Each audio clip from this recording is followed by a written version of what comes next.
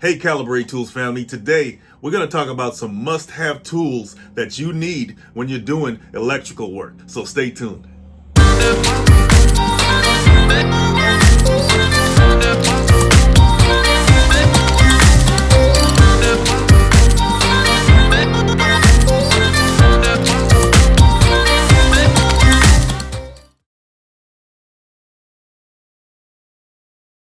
Okay, so one of the first tools that you definitely want to have in your arsenal when you're doing electrical work is this one right here. Can anybody guess what this one is? It's called a pipe bender or conduit bender or EMT bender. Okay, EMT stands for electrical metallic tubing, and all that is your piping. Okay, this right here, right? And you see how that's a 90-degree bend in there? Well, you can bend it 10 degrees, 90 degrees, 22.5 degrees, all with this tool right here. This tool is very necessary. You got to go out and get one of these if you plan on bending any conduit, EMT, or AKA pipe.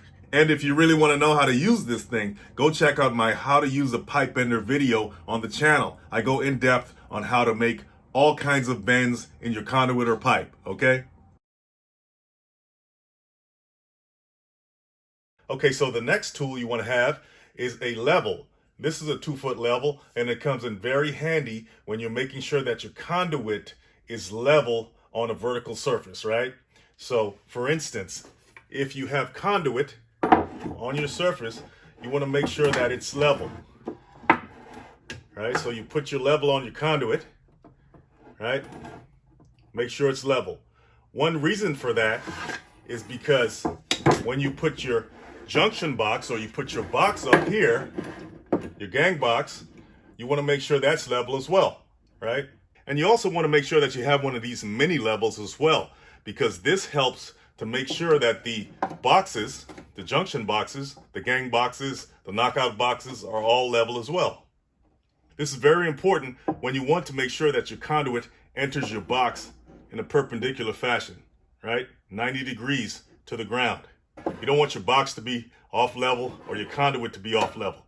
That won't look good at all. So make sure you use your levels. Okay, so what other tool do we need? We need something to fasten our conduit to our vertical surface, right? Otherwise, how will it stay up there? Well, that's why they have straps, like 2-hole straps, right? Or 1-hole straps. You can use either one. And in order to fasten those straps, you need a screw to put in the holes of the straps to make sure that they stay on the surface. So what do you need? You need either a drill with a screwdriver bit, or you need a screwdriver. I prefer to use a drill with a screwdriver bit. It's quicker.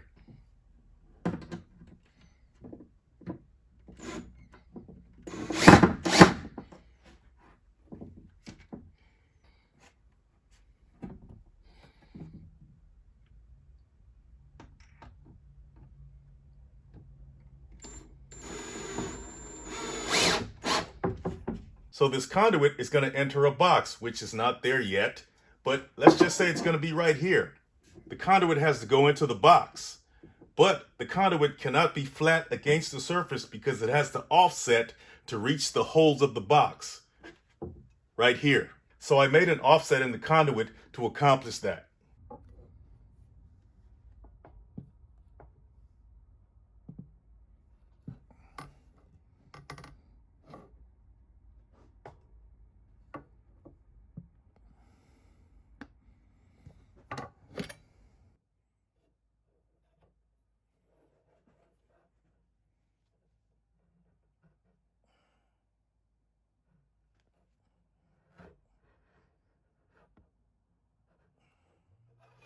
That's the offset I made so the conduit can go into the box.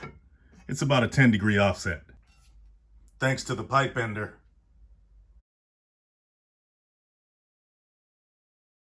So this is one of the types of electrical boxes that you can install while you're doing electrical work. It's called a knockout box. Why do they call it that?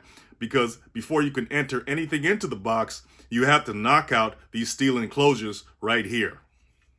So how do we do that? We can take a hammer and a screwdriver, a flathead, and simply knock out the holes.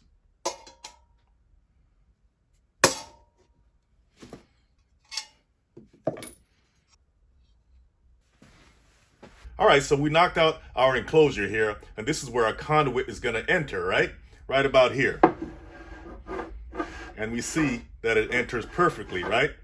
But first we have to put what's called a connector onto the box here. So we're going to prepare our connector. Take it apart like that. And we're going to put this part over the conduit. And then tighten it. Then we're going to take our box, place it over the connector, and we're going to take this portion and screw it back on to the connector.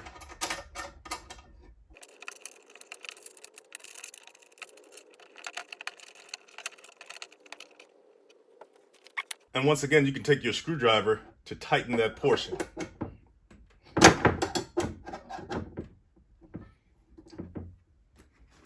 You can even tap it with a hammer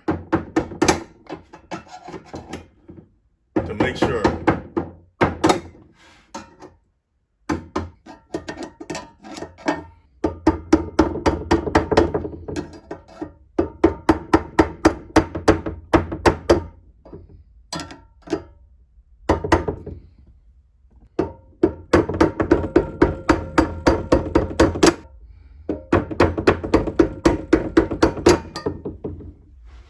You can even take a crescent wrench to tighten this portion.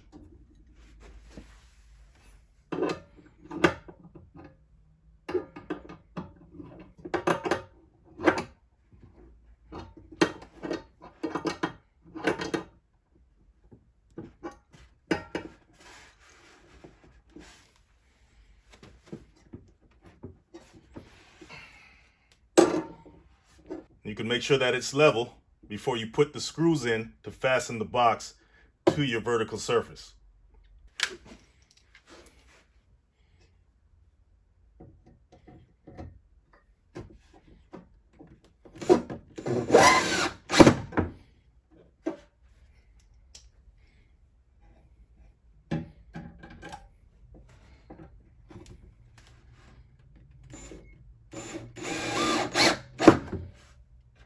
Okay, so what do we talk about in terms of tools here? We had our level here, we had our drill, we had our screwdriver, we had our mini level, we had our hammer, here's another screwdriver, we had a crescent wrench. And don't forget the almighty pipe bender. These are tools that most of us have in our garage, laying around the house maybe, or in our shop, or in the back trunk of your car that you can do an electrical job like what we just saw just now, right?